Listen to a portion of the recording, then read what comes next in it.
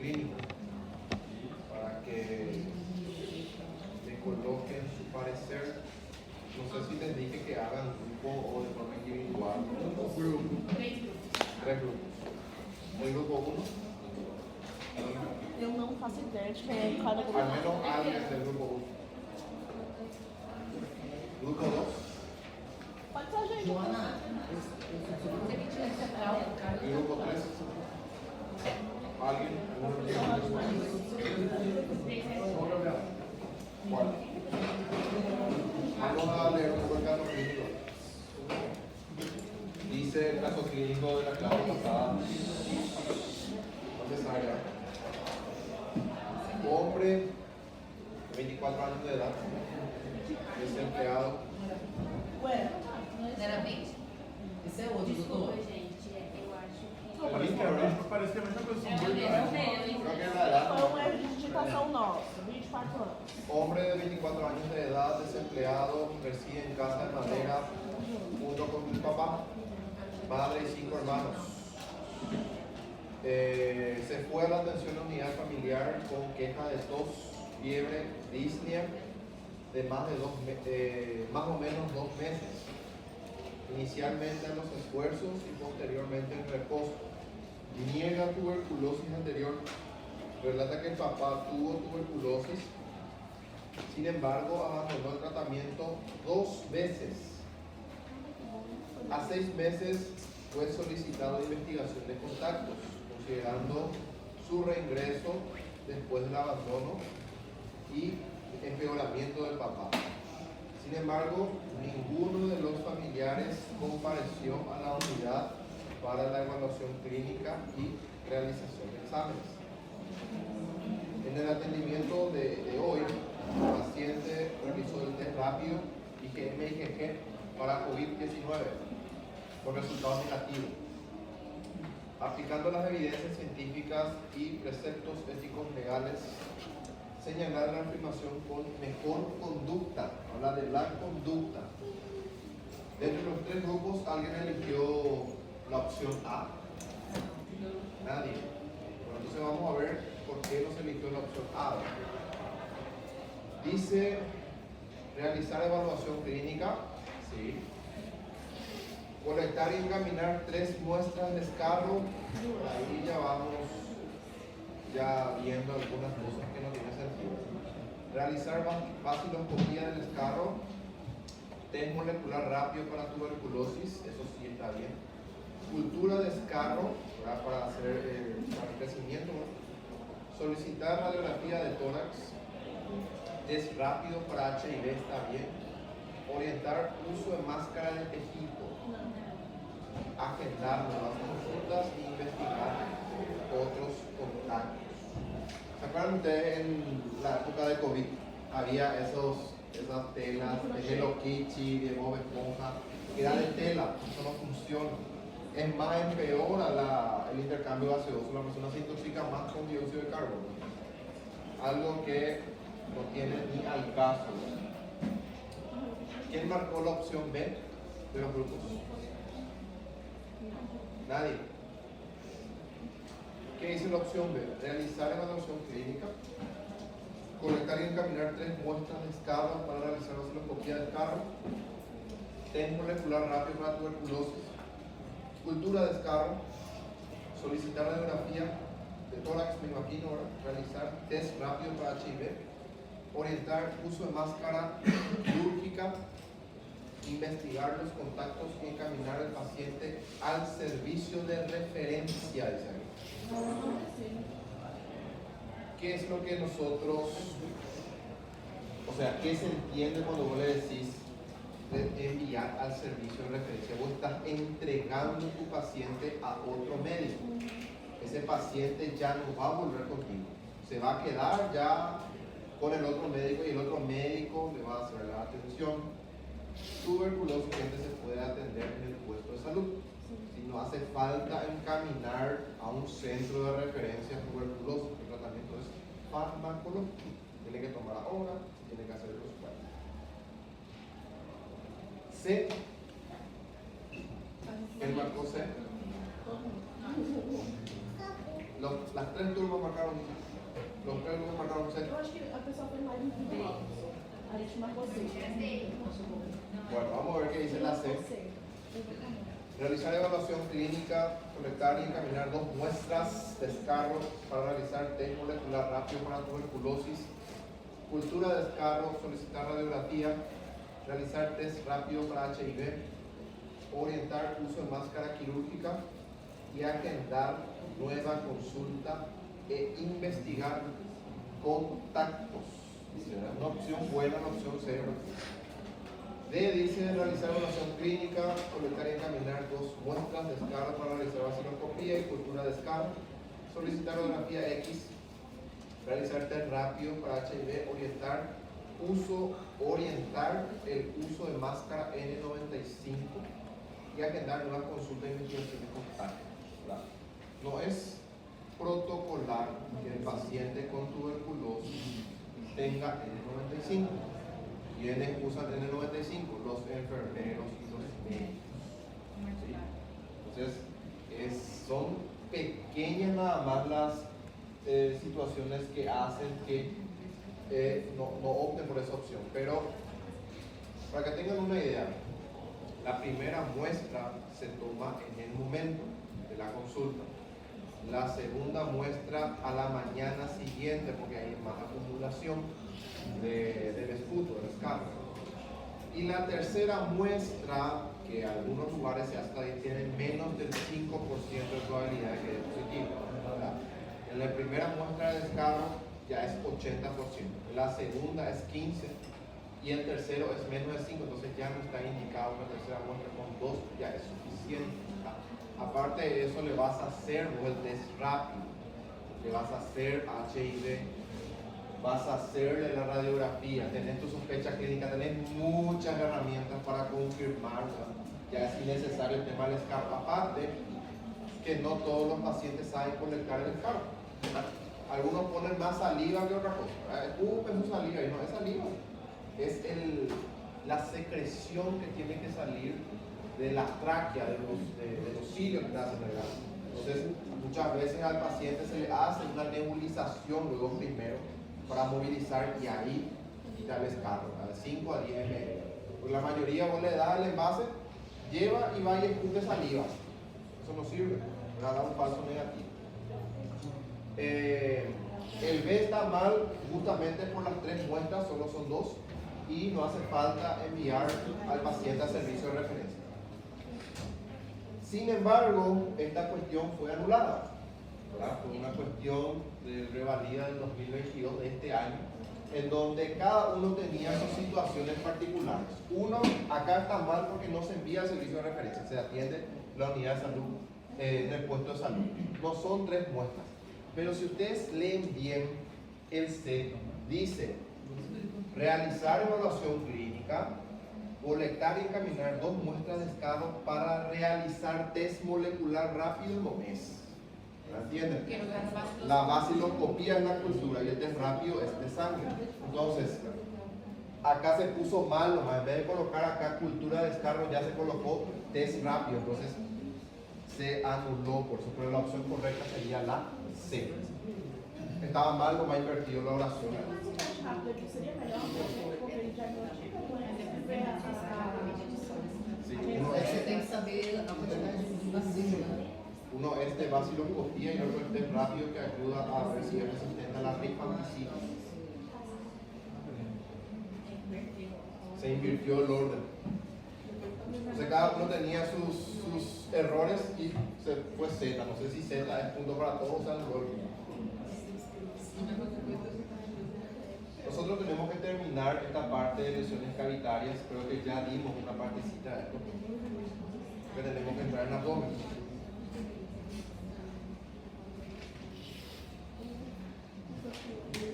Esta parte nosotros ya vimos, ¿verdad? Tuberculosis. Nosotros habíamos dicho que la tuberculosis, al final vemos. La tuberculosis teníamos la primaria y la postprimaria o de reactivación. ¿Qué me recuerda cómo es la tuberculosis primaria?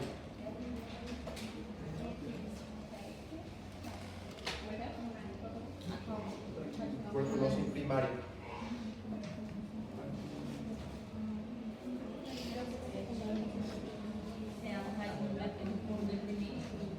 Es más frecuente en pacientes con VIH. ¿Qué más? Va a ser el granuloma.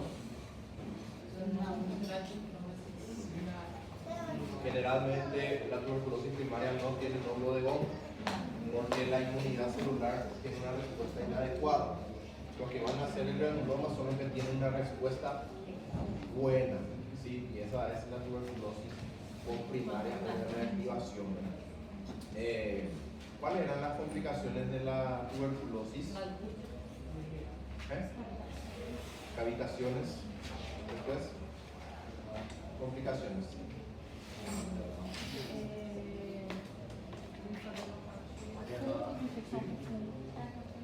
Fungus bajo, aspergiloma, ¿sí? Una complicación de tuberculosis primaria.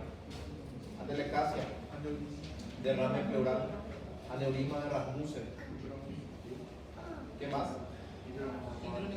Hidroneumotórax, sí, que vos en tu caverna tengan líquido hidroaéreo, una complicación muy frecuente. ¿Y cuál es el tipo de tuberculosis más agresiva? La miliar, ¿verdad? Porque teníamos un foco tuberculoso que erosionó y fue a sangre y linfa y se disemina por todo el cuerpo, incluyendo los dos pulmones, de vértice a base, ¿sí? ¿Forma de qué tenía esa tuberculosis miliar? De semillas de millo, ¿verdad? Miliar. Muy bien. Esto que vemos acá, ¿qué tipo de tuberculosis podría ser?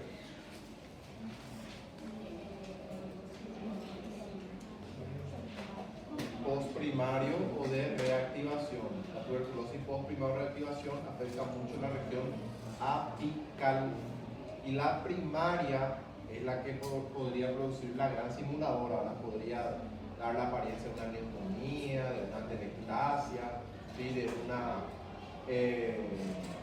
una neumonía intersticial, ¿sí? Esta parte también ya habíamos hablado. Y hoy justamente una de mis alumnas me mostró su placa que ella tuvo tuberculosis postprimaria reactivación del adulto y se ve así los nódulos o complejos de Ranke calcificados en el lado afectado. Así mismo tenía un rosario así ella. Increíble, complejo de Ranke, ¿verdad?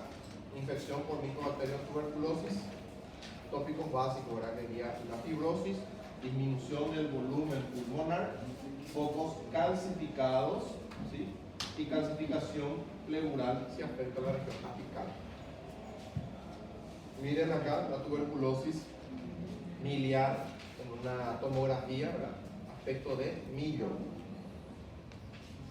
Diagnóstico, habíamos hablado ya de la prueba de la tuberculina, de la medición de la sensibilidad que se hace en la región del antebrazo, ¿sí? Con un constante diluyente de 0,1 ml con dosis correspondiente a la tuberculina, obviamente una tuberculina purificada. Si la técnica es correcta, aparecerá en el lugar de la infección una pápula. Esa pápula ustedes van a medir a las 48 y a las 72 horas. ¿Cuánto es positivo el valor? Prueba de tuberculina en adultos. Mayor que 5 es positivo y menor que 5 es negativo. Esto es lo que le había dicho, ¿verdad? Que la interpretación de la lectura de la prueba del test se efectuará a las 48 y 72 horas posterior a la inyección de la tuberculina. Para ello se medirá el diámetro de la induración y no del eritema. Lo habíamos dicho, ¿verdad? Cuando es mayor a 5 milímetros es positivo y cuando es menor a 5 milímetros es negativo. Y el BCG hasta los 2 años niños puede ser todavía negativo hasta 10 milímetros, ¿sí? Otros métodos que se podrían utilizar es un poco más costoso, pero es el interferón gamma. Esta es la interpretación del test. Este que está acá nomás es en la parte indurada, la parte dura. Esa parte se van a medir. Hay algunos que miden mal y miden también el eritema. Obviamente va a dar más de 5 milímetros. Entonces, tengan mucho cuidado de hacer la prueba. ¿Y cómo es la técnica in vitro basada en la detección de interferón gamma? La técnica consiste en la detección de interferón gamma liberado como respuesta a la estimulación in vitro de células T ya sensibilizadas presentes en sangre periférica con antígenos específicos del Mycobacterium, ¿verdad? Este Mycobacterium, ¿por qué puede permanecer tanto tiempo en el cuerpo de una persona y después se puede volver a reactivar? ¿Qué era que ocurría? Se queda inactivo, pero ¿dónde? Dentro de la célula. No se olviden de eso, que el Mycobacterium tuberculosis, ¿verdad?, se queda inactivo, apagado dentro de la célula. Y cuando existen condiciones endógenas o exógenas, vuelve a reaparecer. Entonces es un bar vacío ácido alcohol resistente. El diagnóstico microbiológico, el examen directo es para Sear-Nielsen, ¿verdad? Cultivo Robuster Jensen. Diagnóstico definitivo de tuberculosis es el aislamiento y identificación del bacilo tuberculosis. ¿Por qué dice eso? Porque la lepra también es un micobacterio, ¿verdad? Entonces, si vos ves en el examen directo de Sear-Nielsen, tenés que observar el bacilo para tener el diagnóstico definitivo. Então tem que ser os dois, né, doutor? Esse Nielsen e esse de Robuster Jensen, sí. Viste que acá vos vas a ver por la atención de Sear-Nielsen, ¿verdad? Pero no es muy específico porque la lepra también es un micobacterio y se ve muy parecido. Pero el Mycobacterium leprae tiene forma de cigarrillo, ¿sí?, de bastoncitos de cigarrillo. Depende mucho también de dónde van a quitar la muestra para el cultivo, ¿verdad? Si va a ser de una muestra estéril como es el líquido cefalorraquídeo o una zona donde hay una flora comensal como por ejemplo orina, esputo. Hay que obviamente primero purificar para después hacer acá en la cultura de Robuster Jensen. Muy bien, este sería ya el resumen del diagnóstico. Tos por más de 3 semanas, fiebre, pérdida de peso y del apetito, anorexia, podría ser también sudoraciones nocturnas, ¿sí? Hay que pensar en tuberculosis, inclusive, o sea, es más, si hay algún pariente cercano que también tiene tuberculosis, tienen que descartar sí o sí. El esputo por vaciloscopía, habíamos dicho que son 2 muestras, uno en el momento, la consulta, y otro la mañana siguiente. También se puede hacer test rápido. En el 2010 la Organización Mundial de la Salud estipula que se tiene que hacer el test rápido. Aparte de ser sumamente rápido, 2 horas ya está. También evalúa la resistencia a la rifampicina, que es el principal antibiótico para combatir la tuberculosis, junto a la isoniazida. Radiografía de tórax para ver si hay nódulo de Bohr o no, si tenemos una presentación atípica. Y miren la clínica, el paciente tiene la clínica, viene el VAR positivo y test rápido también viene positivo. Este paciente, cuando esté tosiendo, va a estar liberando bacilos de Koch por todos lados, ¿sí? A eso nosotros llamamos bacilífero positivo, persona que puede infectar a otro. Ahora bien, el paciente tiene la clínica, el VAR y el test rápido viene negativo, es un paciente bacilífero negativo. ¿Qué significa eso? Que tiene la tuberculosis, pero ya no tiene la capacidad de infectar a otra persona. ¿Cuál es el tratamiento?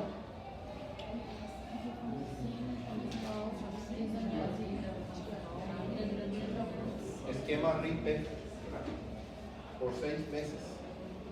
Entonces, nosotros conocemos como fármacos antituberculosos. Se clasifican en 2 grupos, ¿verdad? Fármacos de primera línea, isoniazida, rifampicina, piracinamida, etambutol y streptomicina. El grupo de la segunda línea se usa para los fármacos de tuberculosis resistentes a los anteriores o como alternativa en situaciones clínicas individuales. Entonces yo le coloqué acá un esquema de tratamiento para pacientes mayores de 10 años, ¿verdad? Obviamente solo para que sepan, ¿verdad? Esquema 1 es el esquema RIPE, en donde vamos a hacer RIPE por 2 meses y después vamos a hacer la piracinamida y el etambutol y vamos a seguir por 4 meses más solo rifampicina y isoniazida. ¿Está bien? En el esquema 2 ya sería ya un paciente que tiene, por ejemplo, tuberculosis miliar, meningítica, nefrótica, osteoarticular, se puede hacer hasta 9 meses, ¿verdad? Y en el caso de que este esquema no funcione, hay un esquema especial que se llama el PET, que se utiliza por los 18 meses. Multiresistencia y fracaso terapéutico. Todos estos medicamentos antituberculosis son hepatotóxicos, ¿sí? La rifampicina, la isoniazida, la tiazinamida, etambutol son hepatotóxicos, aparte que producen mucha intolerancia gástrica. Hay que acompañar el tratamiento farmacológico con protectores gástricos.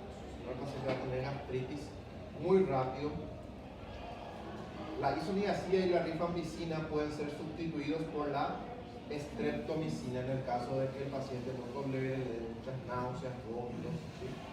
Si la isoniazida es retirada, seguir por 9 meses. Y entre la isoniazida y la rifampicina, si hay resistencia o intolerancia a la rifampicina, se va a hacer la streptomicina, pero por 12 meses, ¿sí? Entonces quedaría así, ¿verdad? Si nosotros tenemos intolerancia a la rifampicina, en vez de que sea esquema RIP, va a ser esquema EIP. ¿Verdad? ¿Por cuánto? 12 meses. Si la persona es intolerante a la isoniazida, vamos a cambiar por la streptomicina y se va a convertir en esquema REP por 9 meses. ¿Y qué pasa si la persona tiene intolerancia a la piracinamida o etambutol?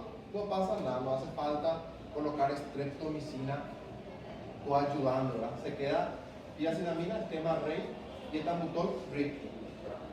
Solo en el caso de que el paciente sea intolerante a estos dos es lo que se coloca streptomicina, el resto se deja así. Bien. ¿Y cómo yo voy a prevenir la tuberculosis? Vacunando, ¿verdad? Después, solo con las vacunas. Mas aí a vacinação do tuberculose só pulmonar, né? ¿Eh? A vacina de tuberculose é só para tuberculose pulmonar.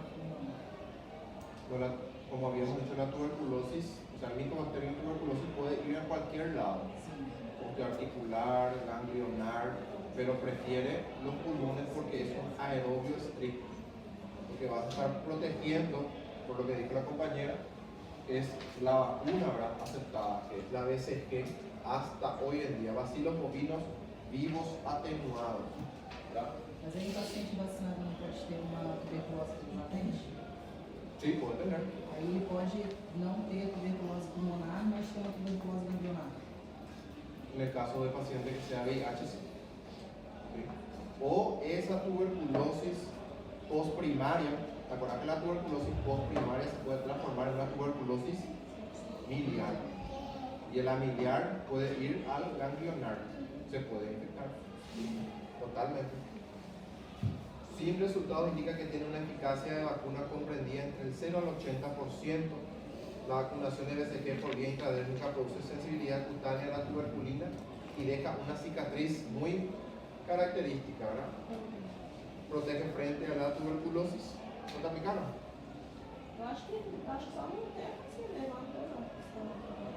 O te aplicaron en el músculo. No, pero suele aplicarse acá o en el músculo, ¿verdad? No afecta a la tuberculosis postprimaria ni impide que un individuo vacunado se infecte. Eso es lo que había preguntado la compañera, ¿verdad? Paciente que tenga la vacuna de BCG, de igual manera puede tener la tuberculosis, ¿sí? Tiene disminución de sus defensas o tiene una fuente muy cercana, muy infectante, la persona puede tener tuberculosis, totalmente. De acuerdo con la OMS, la vacunación de BCG ha de continuar aplicándose en la infancia en los países con alta prevalencia de tuberculosis y escasos recursos económicos, donde otras medidas de lucha antituberculosa no son eficaces o sea de difícil aplicación. Prevención de los pacientes que ya están enfermos: tratar los enfermos bacilíferos positivos, búsqueda activa de los contactantes sintomáticos, tos por más de 3 meses, fiebre de origen desconocido, o sea, tuberculosis, hasta que se demuestre lo contrario. DSG intradérmico, dosis única al nacer. Y prevención y tratamiento de infecciones latentes, ¿verdad? Podríamos hacer con isoniazida.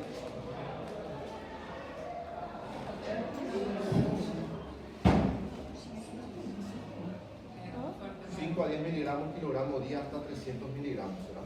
Que sería como una prevención.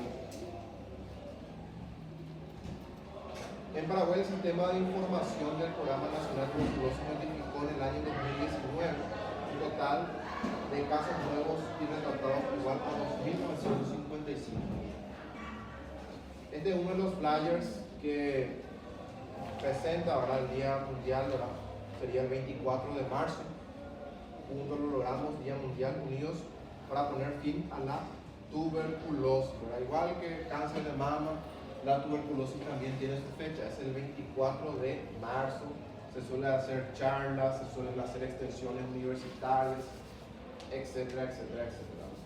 Todos los casos de 195, que corresponde al 7%, fueron casos de tuberculosis en niños de entre 0 a 14 años. 370, miren acá, población indígena, esa gente que vive en las calles, que pide limosna. Un porcentaje de 423 personas que están privadas de su libertad, carceleros. Casos de coinfección de tuberculosis con VIH, 187. 231 casos de tuberculosis por diabetes. Y la mortalidad de tuberculosis en 2019 es igual a 248 casos, 3 por cada 100.000 habitantes, incluyendo casos con infección de tuberculosis y VIH-Sida. ¿Cuál es el mayor porcentaje donde se ve, verdad? Personas privadas de su libertad y población indígena. Aparte que la población indígena tiene una mala costumbre de realizar incestos, ¿verdad? Madre tiene relación con el hijo, la hija con el papá, es el incesto, ¿verdad? Entonces, como viven todos juntos, hay también la probabilidad de tener tuberculosis y otras cosas más, es mucho más propenso a producirse. Lo que nosotros vamos a hacer ahora es empezar un poco la parte de abdomen. ¿Sí? Vamos a ver las generalidades de abdomen para que pueda incluir en nuestro examen nuestra entrega del 25 y el examen del 1. Muy bien.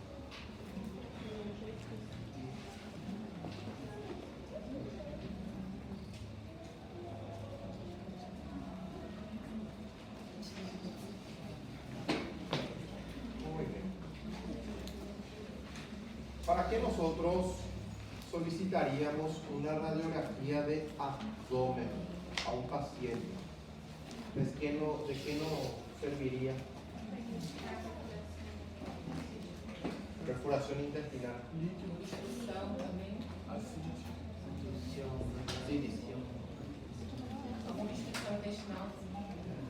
Obstrucción intestinal se puede radiografía. ¿Qué más? Robo. Eu acho que no caso de pólipos também, né? Pólipos. Vólvulos sí se puede ver. Traumas. Si de repente hay un trauma muy grande ahí donde el diafragma se revienta. Objeto extraño. Correcto, ¿verdad? Para ver si tenemos alojado ahí una bala. ¿Qué más? ¿Cómo sería apropiado la incidencia en estos casos si vamos a investigar radiografía de abdomen? Antero-posterior. ¿Y en dónde estaba la marca universal? En abdomen.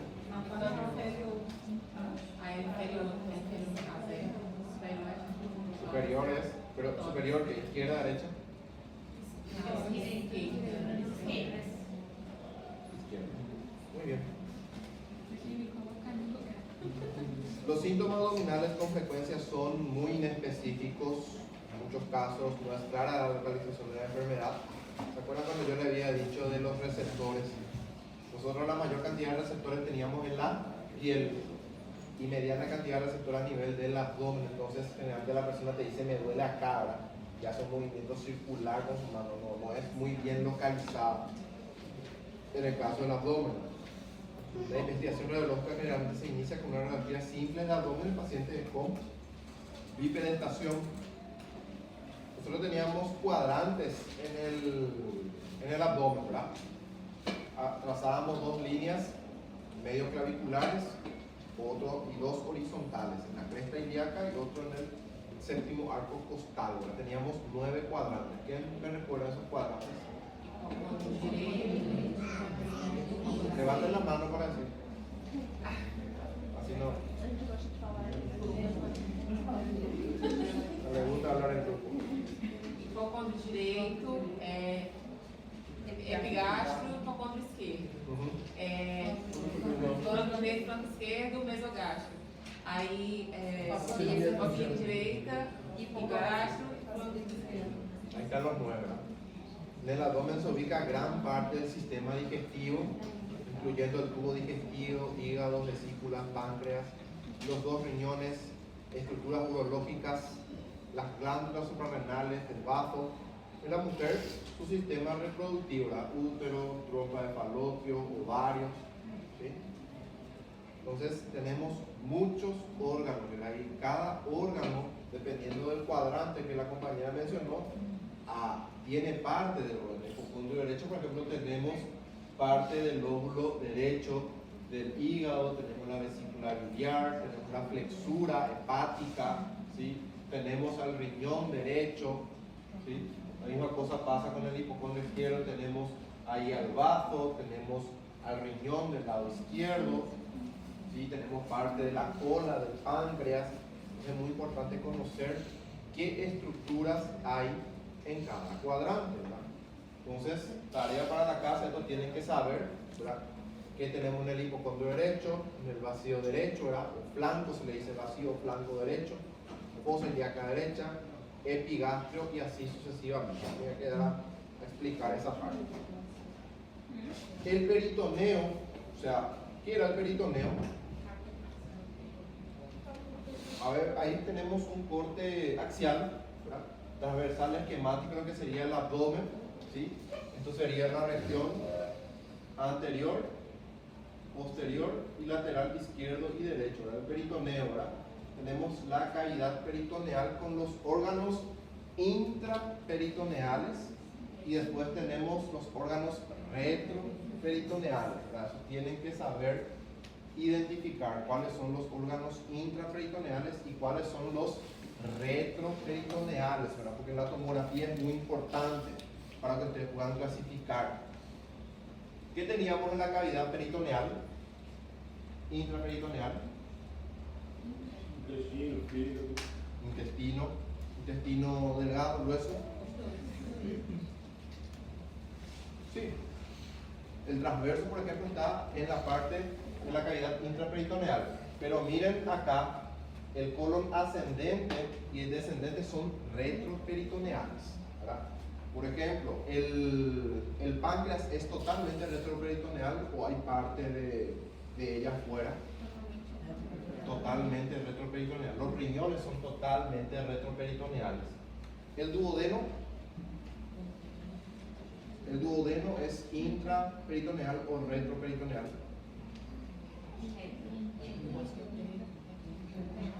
Es retroperitoneal. ¿Sí? Porque está asociado con el páncreas. No se olviden, la segunda porción del duodeno, que tiene forma en cerradura o en C, está con la cabeza del páncreas. Entonces es retroperitoneal, el duodeno. Y el retroperitoneo se vuelve a dividir en espacios pararenales, ¿verdad?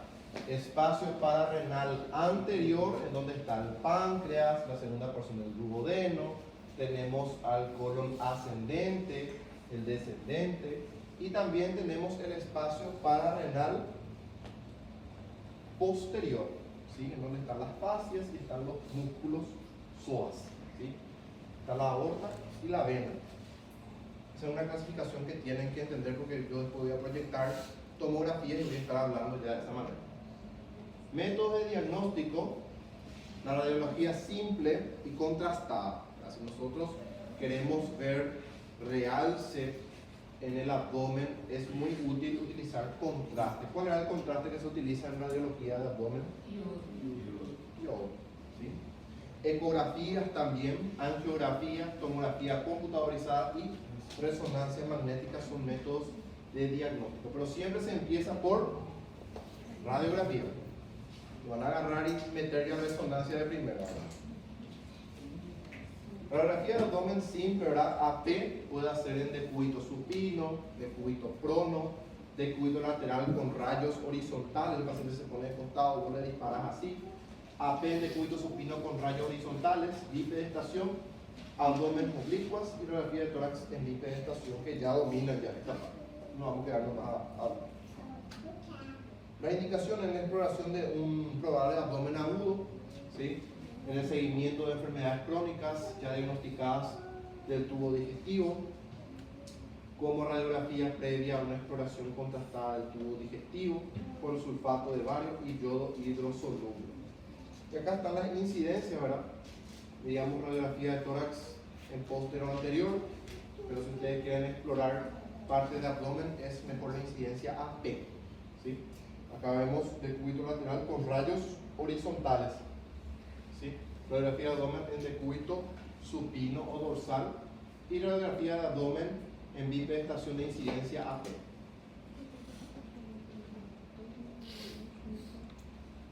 En urgencias, abdomen en decúbito supino y bipedestación. Tiene que ser en esas dos posiciones, porque la incidencia es la misma. Una de las posiciones de decúbito supino y otro es en bipedestación. Tórax en bipedestación, sospecha de lengua-peritoneo en incidencia de perfil. Acá es lo que nosotros les voy a mostrar más adelante. Se puede observar el signo de Poupart, ¿verdad? En donde se ve desplegado el hemidiafragma de la cúpula de la cápsula de Gleason del hígado, ¿verdad? Dudas diagnósticas, proyección en decúbito lateral izquierdo con rayos horizontales. En la vía digestiva, un examen normal no descarta la existencia de una perforación, una isquemia o una hemorragia. A ver dónde están mis imágenes. Esto es lo que les estaba mostrando. Miren. Si ustedes quieren saber si hay perforación de víscera hueca, se pide una radiografía de tórax en incidencia postero anterior, pero obviamente tiene que ser un poco más que agarre tórax abdominal. Y miren acá, esto que está acá. Esta es la cúpula diafragmática del lado derecho, este es del lado izquierdo. Y todo esto que hay es aire. No debería de estar así. Ese es el signo de Poupart. Así se escribe. Paciente en bipedestación. Clínicamente se caracteriza por un intenso dolor epigástrico que puede irradiarse hacia ambos flancos. Aparecen signos de irritación peritoneal, al tocar al paciente y le duele mucho. Dolor a la descompresión de todos los cuadrantes, principalmente los superiores. Y llegar al abdomen en tabla, no podés tocarle al paciente, la tabla rígida del abdomen. Paciente con peritonitis. ¿Cuál sería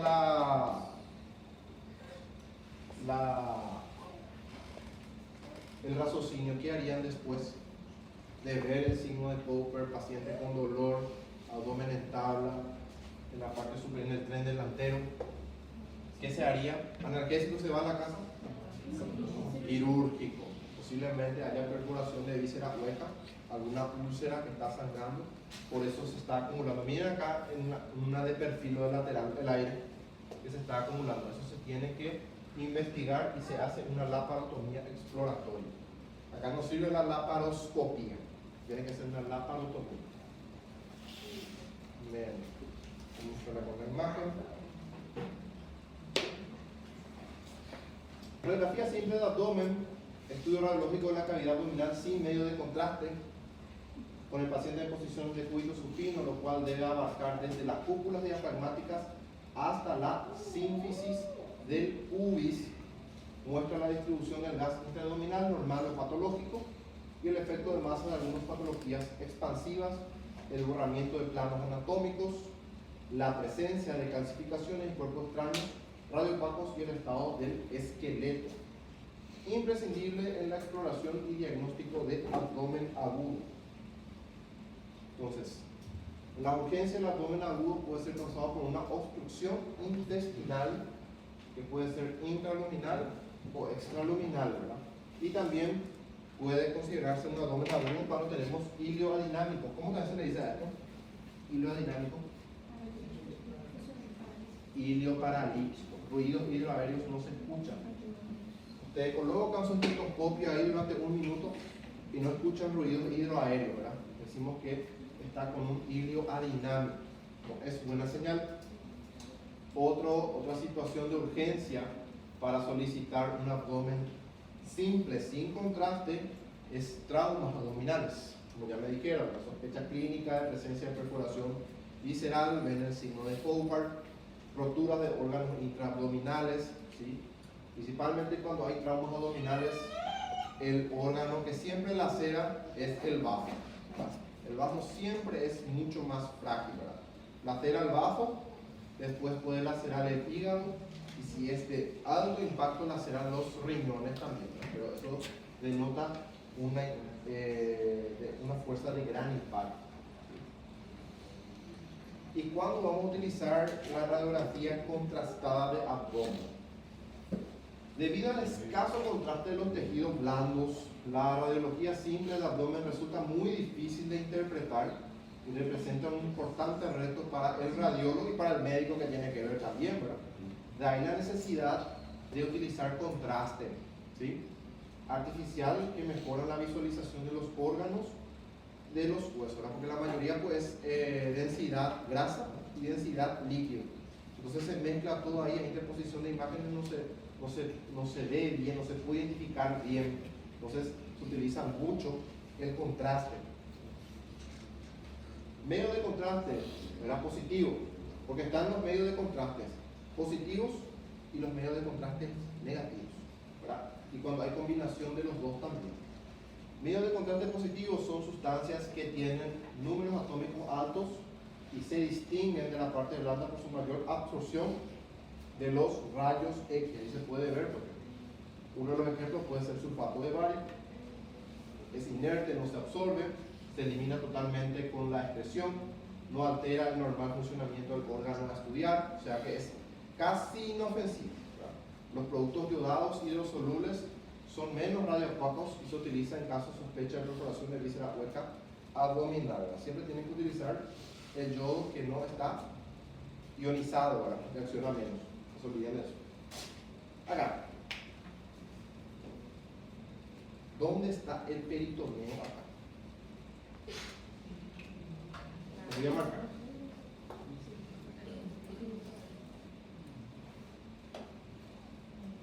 Estos son órganos intraperitoneales que están dentro del peritoneo y todo lo que está detrás son retroperitoneales. Ustedes pueden ver que acá es un estudio de tomografía computadorizada con contraste.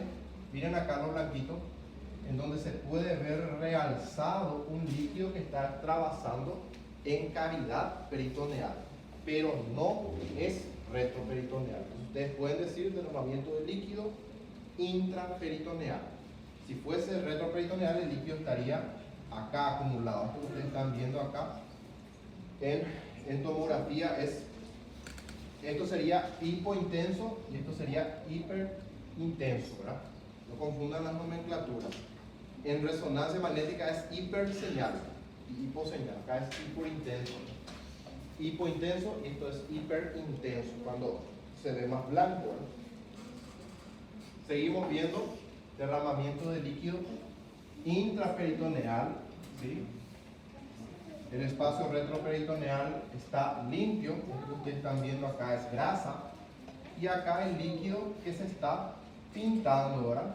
Líquido que no debería de estar en estos espacios, y esto que están viendo acá son las asas intestinales, y estos son las migas de pan, que son ¿qué? Popó, ¿verdad? Que son heces, ¿verdad? Estos son heces que se están viendo dentro de las asas intestinales, ¿verdad? Acá vemos un líquido hiperintenso, ¿verdad? ¿A qué estaría correspondiendo? La parte baja. ¿Qué hueso sería esto? ¿Vejiga? No, este hueso. El ilion, ¿verdad? El ilion. Entonces estamos muy cerca ya de la vejiga, ¿verdad? Pero acá hay líquido, ¿verdad? Que se está derramando también en la parte baja de nuestro peritoneo, ¿verdad? Porque ustedes recuerdan que el peritoneo va y solo la parte superior de la vejiga está cubriendo, el resto no cubre. Entonces vemos que se está derramando líquido también acá. Posiblemente una parte de la vejiga haya sido lacerada y se está derramando también líquido ahí. Miren la acumulación de líquido. Bajando un poquito más. Todo esto es líquido. Esto sería el sacro, ¿verdad? Y esto serían las heces dentro de la luz de las asas. Esto ya habíamos dicho, ¿verdad? Un medio de contraste negativo sería, ejemplo, aire. ¿Sí? Medio de contraste positivo es lo que vimos, ¿verdad? Podría ser bario, yodo. Y medio de contraste negativo, acá estamos viendo aire, ¿verdad? Que puede ser introducido también de forma artificial con oxígeno. En este caso, hay porque se rompió una asa intestinal, una víscera hueca. Son sustancias como el oxígeno y el aire que absorben menos cantidad de radiación que las partes blandas y se los llaman radiotransparentes. Otra vez vemos ahí, signo de Poupart. Radiografía de incidencia posterior anterior, lateral. Miren acá. ¿Qué de raro ven en esta tomografía? Todo se ve gris, ¿verdad? Pero hay zonas que son más. Esto, por ejemplo, sería más hiperintenso que este, ¿verdad? Sería más gris que este, sería un poco más blanco. Lo que están viendo acá alrededor es líquido que se está derramando por todas partes. Posiblemente el paciente esté con ascitis, ¿sí? Derramamiento de líquido en cavidad peritoneal. Y esto que están viendo es de doble contraste porque la aorta se ve blanco, hiperintenso. Está viendo, hiperintenso. Entonces es una radiografía por doble contraste. Otra vez, pueden ver, les voy a marcar la zona que es más hipointensa. Esto sería, ¿verdad? ¿Qué es esto? Este es más hipointenso que esto porque tenemos derramamiento de líquido en peritoneo. Posiblemente esté utilizando varios acá para el yodo, perdón. Y esto que están viendo acá es colon descendente, con sus migas de pan. Migas de pan se le dice. Y esto, por ejemplo, se le dice en pan, en pastel, no sé de qué. La que tiene forma de pastel de algo en el nombre, ¿sí? Por que esse líquido está mais hipointenso do que o sangue que está por trás? Não está pegando contraste naquele líquido? Este, por ejemplo, es un contraste negativo. Un contraste negativo que puede ser, por ejemplo, en este caso, líquido, ¿verdad? Por ascitis. Esto es muy frecuente en personas que están haciendo derrames paraneoplásicos, cáncer de ovario, cáncer de ovario, de esófago, de hígado. Entonces va derramando y vamos teniendo esta acumulación de líquido dentro, intraabdominalmente. Otra vez. ¿Se puede ver ahí? Acá. Esto sería la cantidad de líquido que se está derramando en esa región. ¿Sí? Pero vieron cómo es difícil de ver. Esto es uno negativo. Entonces, si nosotros queremos facilitarnos la existencia, vamos a utilizar contraste para realzar esa parte, ¿verdad? En este caso podemos ver una radiografía de la parte del colon. Este es un colon por enema, ¿sí? Esto sería estómago, donde vemos el fundus, ¿verdad? Esto sería la curvatura mayor, curvatura menor, fundus, cuerpo, antro y píloro. Y acá estaría ya el duodeno. Para que puedan ver bien, tenemos acá el estómago, pequeño recuento anatómico. El estómago es una dilatación del tubo digestivo, ¿verdad? Una dilatación, donde vemos que tiene dos curvaturas, una curvatura menor y una curvatura mayor, ¿sí? Miren cómo la parte del duodeno está muy arraigada a lo que sería la cabeza del páncreas, ¿verdad? Es retroperitoneal. Y esto es lo que se ve adentro, ¿verdad? ¿Y cómo se ve en la radiografía con contraste? Así. Fundus, cuerpo, antro, píloro, ¿sí? Y acá ya comienza la primera porción, la segunda porción, la tercera y acá arriba es la cuarta. Primera horizontal, segunda es descendente, tercera horizontal y cuarta vuelve a ascender, ¿verdad? Entonces sería ya la parte del yeyuno. Hasta el ángulo de trace, ¿verdad? Hasta ahí es el duodeno, después ya es yeyuno. Esto es lo que le estaba diciendo. La primera porción del duodeno es horizontal, la segunda es descendente, la tercera es horizontal y la cuarta vuelve a subir hasta acá. Acá está el ángulo de trace. Después de eso ya es yeyuno, ¿sí? No se olviden de eso. Esto es lo que le estaba diciendo, ¿verdad? El duodeno es retroperitoneal con sus porciones correspondientes, ¿verdad? Donde vemos las papilas, ¿verdad? La papila mayor, la papila menor, en donde desemboca el esfínter de Oddi y el conducto principal o de Wilson. Está viniendo del páncreas, ¿verdad? Otra vez, pueden ver con mucha imaginación. No se ve tan feo, ¿verdad? Esto sería el fundus, ¿verdad? Curvatura menor, curvatura mayor, ¿sí? Y acá ya estaría la primera porción, segunda, tercera, cuarta. Y después ya es yeyuno. ¿Se entendió? Miren acá. Hasta acá estaría. Y esto ya sería yeyuno. Así, ¿verdad? Identifica el fundus. Y la ecografía tercer abdomen, estudio indicado en multitud de patologías abdominales, suelen ser complementarias realizándose primero. Esto es lo que le había dicho, si quieren ver derramamiento de líquido intraperitoneal o retroperitoneal, la primera opción es siempre ecografía. Y si no se ve la ecografía, ahí recién va la tomografía, pero es menos preciso, ¿sí? Ambos métodos valoran el parénquima, sus patologías, hígado, vesícula, vía biliar, páncreas, vaso, riñón, vejiga y próstata. Se visualiza bien el líquido libre. La ecografía caracteriza muy bien las lesiones como sólidas o líquidas. Lo que ocurre acá es que es operador dependiente, es la principal desventaja. La TC consigue mejor caracterización de las lesiones sólidas en función de la captación de contraste, yodado intravenoso, que se administra durante la exploración. En los estudios ginecológicos y obstétricos se realiza siempre la ecografía. Vemos nosotros la anatomía radiológica, la distribución de las estructuras anatómicas de los diferentes cuadrantes, identificación del músculo psoas y presencia de aire intestinal y colónica, estructuras óseas, costillas, vértebras y huesos ilíacos. Esto es lo que nosotros estaríamos viendo, ¿verdad? Porque estaría la costilla flotante, sería la T12, debajo de eso ya está la L1, y debajo de esto ya comienza a aparecer el músculo psoas mayor, ¿verdad? Que se suele ver.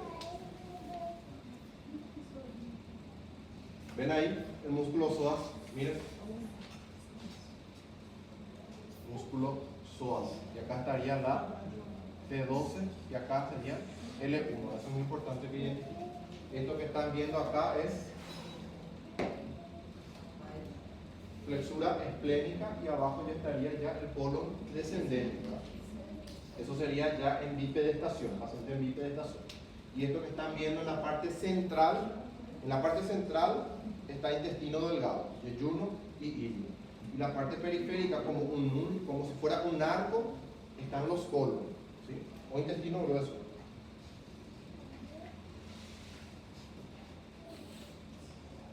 Otra vez, ¿verdad? El contraste, una forma medio rara acá este estómago, ¿verdad? Pero sería acá el fundus y la porción correspondiente al duodeno.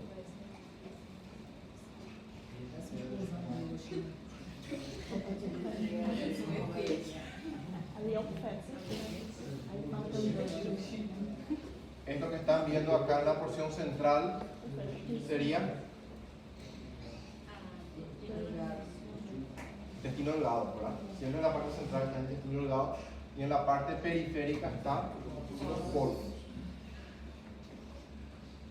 Otra imagen en donde podemos ver, miren, uno es sin contraste y esto es con contraste. Miren, con contraste se ve mucho mejor. Eu só vou pedir ¿Sí? Con contraste, miren acá, acá estaría la unión ilio-yeyunal, ¿sí? Después es donde está el ciego, después está el colon ascendente, flexura hepática, colon transverso, flexura esplénica, colon descendente, sigmoide, recto y ano. Entonces, ¿cómo yo voy a diferenciar? Miren acá, en la parte de arriba sería estómago, ¿verdad? Curvatura menor, curvatura mayor, antro, duodeno, y la parte de donde empieza el ángulo de 3, el yeyuno está más hacia la parte superior izquierda, ¿sí? Superior izquierda. Y el duodeno, ilion, perdón, está en la parte inferior derecha. Y miren cómo tiene características diferentes. Los dos son intestino delgado, pero el yeyuno tiene más pliegues, ¿sí? Tiene mucho más pliegues. Y esto es en la parte del ilio, tiene menos pliegues, es más liso, ¿sí? Entonces dice ahí, tercera porción, debe acritizar la línea media, y el yeyuno, cuadrante superior izquierdo, pregas más espesas, más numerosas y más alongadas. El ilio, cuadrante inferior derecho, las pregas son menos exuberantes, contornos más lisos. Acá, por ejemplo, no se puede ver cómo se ve así, acá, ¿verdad? Entonces, por eso se utiliza mucho el contraste, ¿verdad?, en radiografía de abdomen, porque es muy difícil, inclusive con radiólogos experimentados, ver si hay algo anormal o no ahí, ¿verdad?, si la disposición de los gases está bien o no. En este caso es una radiografía de abdomen en decúbito dorsal normal de un paciente, ¿sí? Acá, por ejemplo, miren la radiografía de abdomen en un paciente en bipedestación. Los gases que están acá. La parte central, los gases serían del intestino delgado, y las partes más periféricas serían de los colons. Pero sigue siendo mejor con contraste.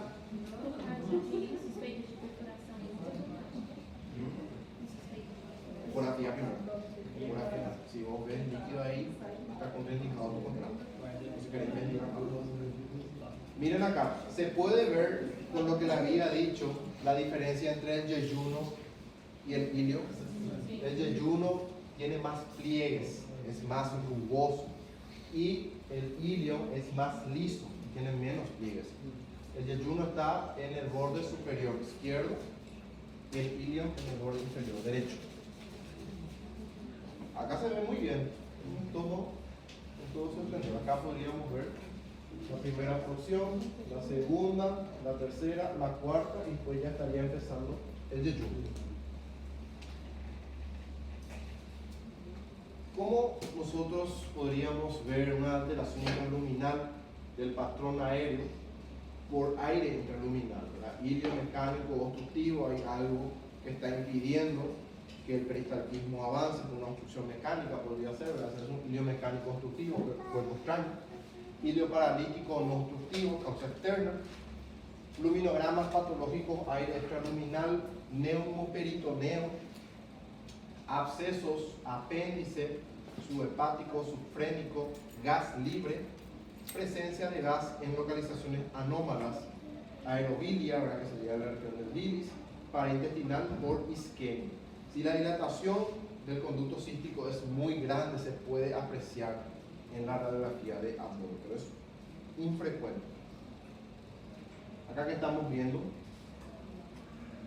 obstrucción intestinal, ¿verdad? Estamos viendo dilataciones en arco, ¿verdad? En arco en C, asas distendidas proximales por retención de líquido y gas. También vemos nivel hidroaéreo, miren acá, esto sería líquido, esto sería aire. Miren la distensión del colon transverso en la flexura hepática y también el colon descendente, nivel hidroaéreo, una obstrucción ahí. Reducción o ausencia de gas y material fecal en el colon. Obstrucción intestinal en un niño. Miren, arco en C, todos superpuestos. Acá también vemos arco en C. Y aparte de eso vemos nivel hidroaéreo. ¿Sí? Hay que investigar la causa, si es intraluminal, extraluminal. Bueno, ahora vamos a irnos a un pequeño receso y volvemos con obstrucción intestinal.